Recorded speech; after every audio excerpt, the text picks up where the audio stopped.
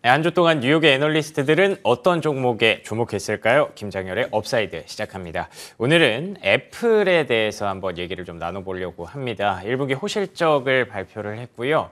전반적으로 시장이 좀 침체될 수 있는 분위기 속에서 애플이 호실적을 발표해주면서 시장의 하단을 확실하게 좀 지지해주는 그런 모습들이 있었죠. 유니스토리 자산운용 김장열 투자전략본부장과 함께 얘기 나눠보도록 하겠습니다. 안녕하십니까? 안녕하세요. 네, 안녕하십니까? 애플이 제가 앞서서 말씀드린 것처럼 뭔가 조금 침체될 수 있는 분위기에 호실적으로 분위기를 좀 잡아줬다라고 말씀드렸는데 이 역사적으로 이런 게 좀 많았다고 하더라고요. 그러니까 그렇죠. 경기 하강 국면에서 애플이 이렇게 독약청청 성장세를 보여주면서 좀 잡아줬던 그런 케이스들이 여러 번 있었다고 하던데. 네. 예. 오늘 뭐 주제는 지금 앵커님 말씀하신 그게 주제이자 결론이에요. 그렇군요.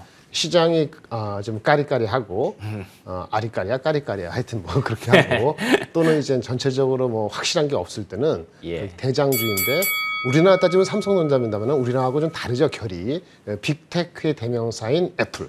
요즘에 이제 애플 말고도 또 있죠. 마이크로소프트, 구글 이런 종목들이 가세를 매년 사이 했지 않습니까? 네. 그런데 전통적인 빅테크의 강세를 이끌었던 애플의 과거 전력으로 봤을 때도 이번에도 역시 여지없이 시장의 불안 거를 극복하고 독야청청이란 말까지는 아니더라도 굳건하게 자리를 예, 지키고 있다. 그렇죠. 이렇게 말씀드릴 수 있겠습니다. 알겠습니다. 그 말씀해주신 대로 애플이 여러 번 그런 부분이 있었다라고 얘기를 해주셨는데 그 사례들을 한번 좀 정리해서 그렇죠. 볼까요? 네네네. 일단 이 사례는 잘 정리하신 분이 있더라고요. 잘 정리했기 때문에 좀 광고를 해드려야 될 것 같은데 전혀 그 증권회사는 전혀 관계없고요. 계좌도 없습니다만 신한증권에서 4월 26일 날 나온 리포트가 있어요. 예. 이제 애플을 한 건 아니고요. 그 경기 선행지수, 경기가 하강 국면에 있다고 전반적으로 일컬어질 때는 경기 선행지수가 아직 확실히 돌지 않았을 때 얘기하거든요. 네. 그럴 때도 미국의 S&P 500, 500가 주가가 올라가는 강세가 있었습니다. 확률은 적습니다. 100% 중에서 한 15% 정도로 이제 통계적으로 분석을 하셨는데 그 15%에 해당되는 경우가 과거에 2000년 이후에 한 3번 있었고 1970년대 말에 한 번 있었다고 합니다. 예. 그 사례를 가지고 지금의 사례가 애플도 포함되고 애플이 안 포함되고 있는데 잠깐 말씀을 드리겠습니다. 먼저 보실 거는 1978년도, 79년, 80년대인데요. 이제는 그 미국이 이제 베트남 전쟁 끝나고 그 다음에 중동의 원유 중동 이슈가 크게 나고 나서 원유 값이 오르고 이런 직후이란 말이에요. 그랬군요. 카터 대통령에서 아마 우리 다음에 레이건 대통령 바뀔 때이고 또 뭐냐면은 금리 인상을 엄청 많이 할 때 인플레가 워낙 커가지고 예. 이런 시기니까 안 좋았을 거 아니겠어요? 그랬겠죠. 예. 70년대 말 80년대인데 주가는 크게 두 가지로 갑니다. PC 혁명 시대예요. IBM 혁명? PC가 아, 나오는 시대. 여러분들은 아무도 기억 못 하시고 저도 어렸기 때문에 기억 못 하는 컴퓨터가 집에 없을 때죠. 예, 근데 그쵸. IBM PC 초창기가 할 때 애플이 등장합니다. 예. 그렇군요. 네, PC 혁명이 일어났다. PC 관련된 주가 올라가고요. 그 다음에 유가가 올라가니까 에너지 주가 올라가고. 아주 심플한 시절이었고요. 기억이 안 나시니까 좀 잊어버리고 2000년 들어와서 2006년 7년도죠. 2006년 7년도는 우리 차화정 시대. 중국이 굴게 할 때입니다. 전반적으로 그러네요. 전통 산업으로. 그 중국 관련된 주식이 올라갈 때. 이거는 애플과 관계없습니다.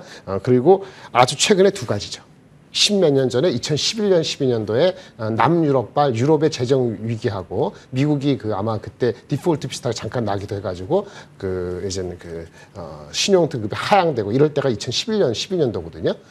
그 당시에 전체적으로 장이 안 좋았는데도 불구하고 애플 주도로 빅테크 중심으로 랠리가 일어난 게 이때예요. 근데 2011년도 기억하시면 언젠가요? 애플이 아이폰이 나온 게 공식적으로 2007년도고 우리나라는 2010년도가 나왔을 거예요. 예. 전 세계적으로 이제 아이폰이 이제 전체적으로 빅텍의 흐름을 주도하는 그 첫 번째 시기가 제대로 된 것이 2011년도라 볼 수 있겠죠. 그다음에 아주 최근에는 2019년도인데 19년도에는 18년대까지 금리 인상을 하다가 미국의 연준이 이게 경제가 좀 삐끗삐끗할 것 같아가지고 확실한 데이터가 없지만은 보험성으로 금리 인하를 좀 앞당겨서 한 게 기억이 나실 것 같아요. 19년대 그 당시에서 장이 올라갈 때인데 두 가지 팩터죠. 보험성 금리 인하. 아마도 지금 만약에 올해 연말 이전에 금리 인하를 미국에서 하기를 기대하는 투자가들이 있다면 좀 있죠. 있죠. 근데 그것도 이런 거랑 관련되는 건데 한 가지 더는 빅테크 중심으로 애플 포함해서 모든 업체가 독보적으로 성장하고 데이터 센터 투자하고 코로나 직전까지. 그때죠. 이 기간이 길지는 않습니다. 짧으면 1년, 길어봤자 2년 안 되는 거거든요. 지금도 아직은 경기 하강 사이클로 규정하고 있지 않습니까? 그런데 그러면 금리 인하하거나 근데 확실치 않죠? 내년에 할 수도 있고요. 그렇죠. 그러면 이제 네. 뭐 확실한 거냐? 확실한 실적 나오면서 성장 스토리 내러티브가 살아있는 주식이 뭐냐라고 봤을 때 아까 말한 구글, 이제 마이크로소프트 같은 AI 관련되는 거, 그 한 축이고 또 한 축은 전통적인 애플인데 애플이 우려와 달리 이번 실적이 잘 나왔기 때문에 다시 한번 이제 각광까지는 모르지만은 괜찮다 이렇게 보는 거죠. 알겠습니다.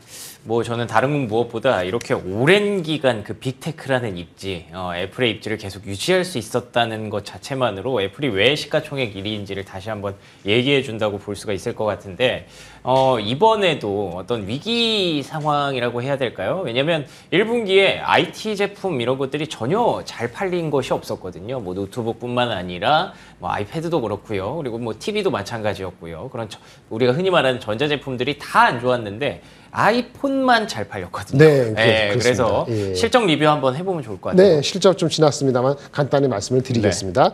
일단은 그 실적 자체는 그 매출은 한 2% 전체적으로 빠졌는데 전체로 봤을 때 그 매출이 빠진 거에 가장 큰 건 맥북이나 아이패드 같이 우리 PC 관련되는 거에 많이 빠졌어요. 작년 1, 4분기 워낙 높았던 경우도 있고요. 그렇죠. 아이폰하고 서비스를 볼게요. 아이폰은 한 1%, 1.5% 올랐는데요. 좀 빠지거나 성장 못할지도 모른다는 우려가 있었는데 아이폰이 그 매출의 과연 55%거든요. 이것이 성장을 했기 때문에 성장이 일어난 거고요. 전체 이익률에서 이익이 괜찮았어요. 이익률이요. GP 마진 좋았는데 마진이 좋은 거는 사실은 우리하고 좀 다르다는 것이 서비스 부분 매출이 한 20%가 조금 안 되고 20%? 20% 좀 넘네요. 네. 20% 가까이 되는데 이 서비스 분야가 5.5% 성장했어요.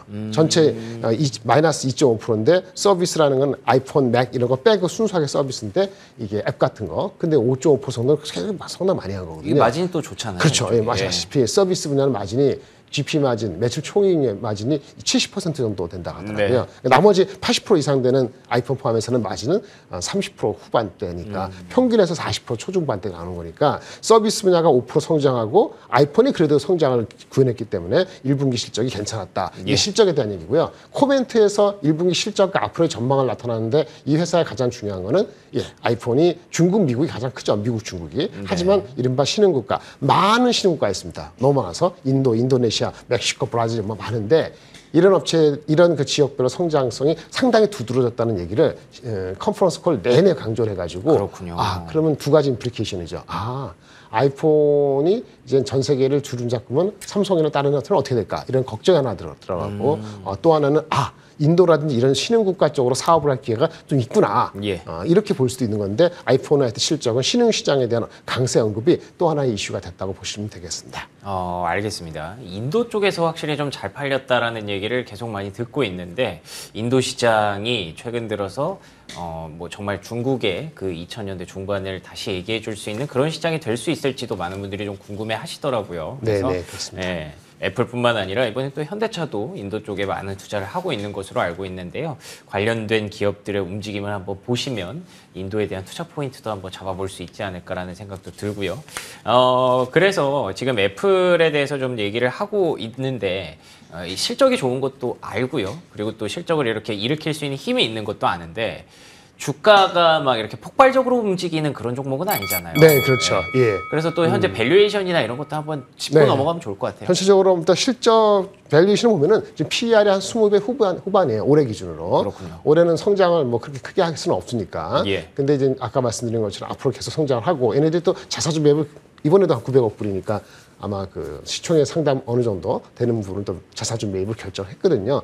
주가는 빠지지 않은데 장기 성장 관점에서 PER 20배 중후반에서 이렇게 유지는 될 것 같아요. 그러다 보니까 올해 기준으로는 PER 30배 이상 하기는 장의 분위기가 그러니까 애널리스트들이 200불 정도에서 목표 주가를 지금 170이니까 그러니까 목표 주가를 더 올리지 못하는 거거든요. 그러니까 시간이 지나면서 스텝 바이 스텝을 해서 내년 정도 실적에 대한 기대치가 당기게 되면은 다시 또 밸류에이션이 낮아지는 거잖아요. 내년에. 그렇기 때문에 아마 목표 주가는 차근차근히 좀 더 지속적으로 오르지 않겠나. 아까 말씀드린 것처럼 시장이 폭발적으로 올라간다면 쉴 수 있는 거고요. 시장이 폭발적이지 못하는 지금 현황에서는 스텝 바이 스텝 천천히 하지만 흐름은 놓치지 않고 갈 것 같아요. 아이폰과 서비스 믹스를 해가지고 실제 애널리스트 포캐스트나 얘기를 한 거 보면은 국내 애널리스트가 얘기한 거 두 가지를 말씀드리면요. 뭐 말씀드린 것처럼 폭발적이지 않다. 폭발적이기 위해서는 폭발의 신고가를 뚫기 위해서는 200불 넘기 위해서는 XR 기기가 중요하다는 얘기가 나와요. 좀 이따 말씀드리겠습니다. 새로운 모멘텀이 필요하고. 그렇죠. 예, 휴대폰 다음에 XR 그 확장 현실 MR XR 또는 MR이라고 그러는데 VR, AR 섞여 있는 거 다음 달 6월 5일 날 애플의 컨퍼런스, 디벨로퍼 컨퍼런스 발표된다는 건데 뒤에 말씀드렸는데 이런 게 있어야 된다. 아니면 주가는 쉬거나 단기적인 거는 뭐 다 왔다 이렇게 얘기하는 분이 계시고 또 반면에 그런 단기적인 거 말고도 아까 말한 것처럼 전반적으로 중국이나 인도 시장 쪽에 업사이드가 있으니까 물론 이것도 중국의 페니트레이션을 막 높일 때처럼 그렇게 속도감이 있기에는 인도의 전반적인 또 상황이 아주 녹록한 건 아니다. 아, 그래요? 네, 녹록하지 않다는 건 뭐냐면 두 가지인데 인도는 민주주의 국가잖아요. 그렇죠? 그리고 소비가 아직은 중국만큼 이렇게 폭발적이지 못하거든요.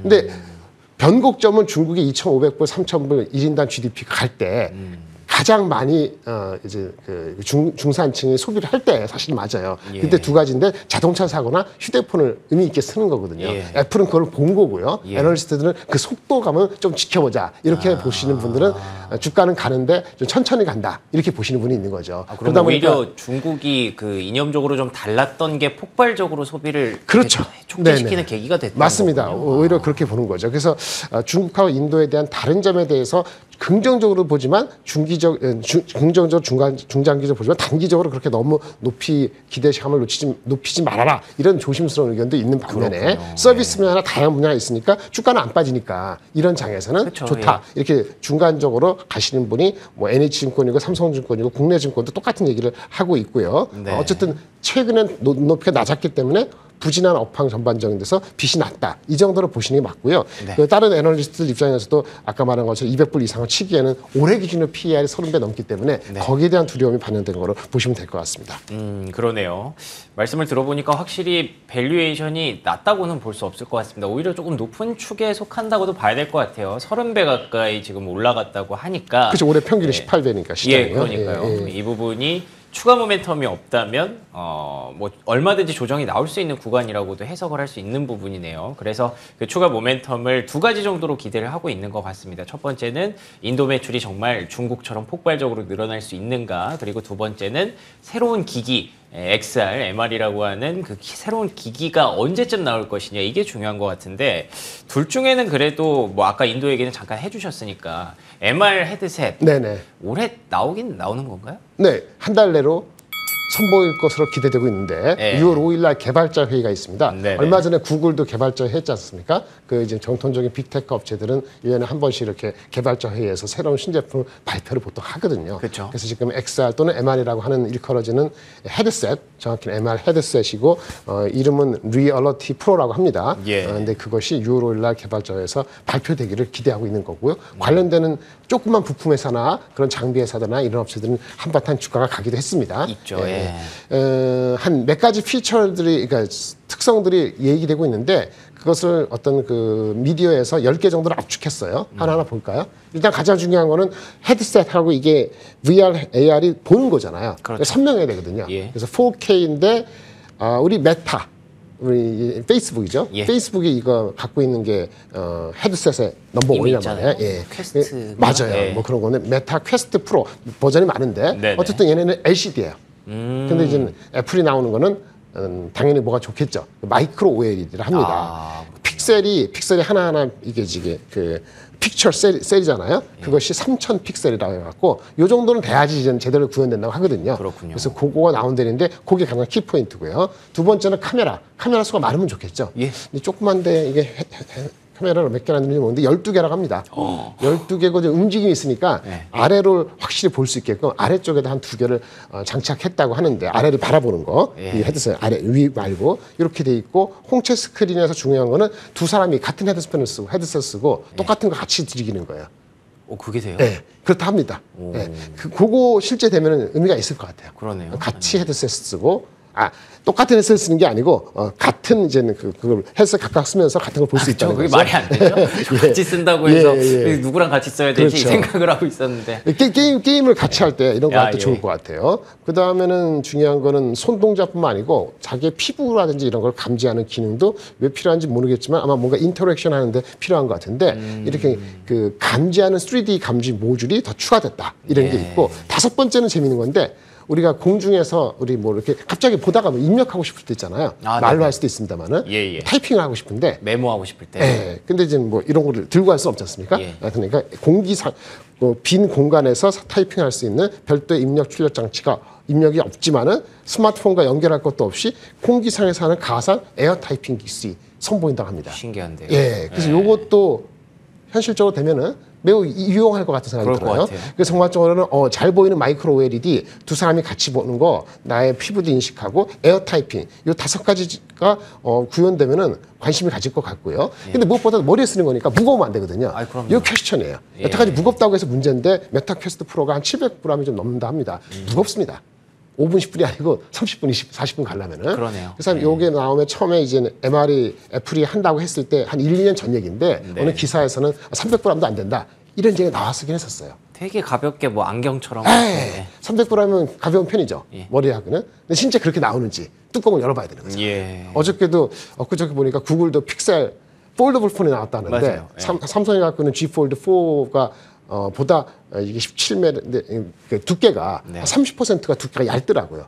그래요. 잘 나왔네요. 무게는 비슷비슷한 더 높은데 어쨌든 두께가 얇다고 하더라고요. 이렇게 접을 때. 하여튼 뭔가 가볍고 얇은 디자인이 과연 얼마만큼 얇은지는 확인해야 될 필요가 있는 거죠. 뭐 배터리 넘어가고 무엇보다도 이걸 활용하려면 VR, AR, MR 항상 문제가 되는 게 옛날에 그 3D TV도 그렇고 사용할 수 있는 애플리케이션이 많아야 되거든요. 컨텐츠가 또 많아요. 그렇죠. 다양한 앱인데 기사상으로는 뭔가 개발하고 있다는데 개발한 것 중에서 얼마나 몇 개가 없이 현실적으로 바로 쓸 수 있는지 그걸 봐야 돼요. 메이저리그 베이스볼이 됐든 뭐가 됐든 간에 책을 이런 거는 좀 봐야 돼요. 그래서 아까 얼마나 가벼운가, 그다음에 밝은가, 그다음에 우리가 에어 타이핑이나 기능이 현실적인가 이런 거를 봐야 되는 거고 이런 걸 모든 걸 가능하게 한 것이 애플이 스스로 개발한 M2 프로세서라는 반도체 칩을 사용했다. 그러면 그 자체로 신뢰가 좀 갈 수 있겠죠. 모든 거 끝나서 얼마나 비싸냐. 그럼 초기에 얼리 어답터라만 곽강할 것이냐 이런 게 있는데 가격이 $3,000로 잡혀 있습니다.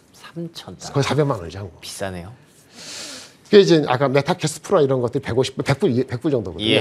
물론 성능이 다르기 때문에 가격은 높아질 거라고 봤지만은 $3,000라면 초반에는 얼리 어답터. 그건 많이 사죠. 그런 분들은. 그렇죠. 그 분위기 띄우고 내년 이후에 내년부터 이렇게 성능이 올라가면은 관련되는 주가는 아까 말씀드린 애플에 대한 주가의 부스트 효과와 다른 관련된 주가에는 긍정적인 것이 좀 더 이어질 수 있는 가능성이 있기 때문에 아직도 한 달 남았습니다만 한 달 안 남았죠. 귀추가 주목되는 포인트입니다. 알겠습니다.